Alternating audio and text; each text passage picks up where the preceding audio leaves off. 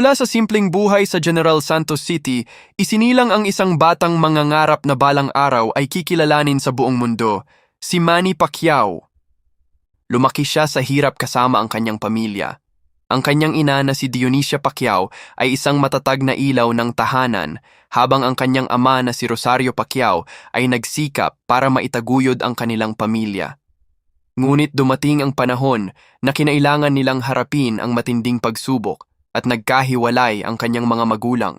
Dahil dito, mas lalo pang naging mahirap ang kanilang buhay. Kasama ang kanyang mga kapatid, natutunan ni Manny kung paano lumaban sa murang edad, hindi lang sa ring kundi sa araw-araw na buhay. May mga araw na wala silang makain, minsan natutulog siya sa kalsada nangangarap ng mas magandang bukas, pero sa kabila ng lahat, hindi siya sumuko.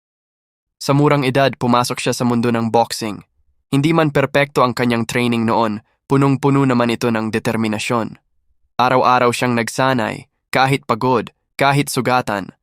Dahil alam niyang may mas malaking laban siyang hinaharap, ang kahirapan at ang kinabukasan ng kanyang pamilya. Hanggang sa dumating ang pagkakataon, unti-unti siyang nakilala sa ring.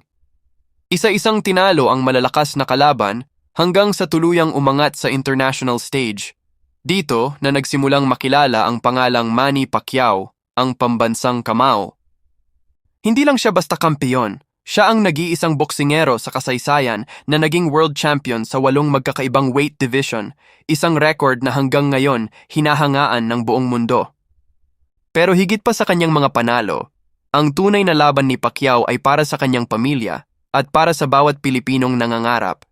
Ipinakita niya na kahit saan ka magsimula, basta may sipag, tiyaga at pananalig sa sarili, kaya mong baguhin ang iyong kapalaran.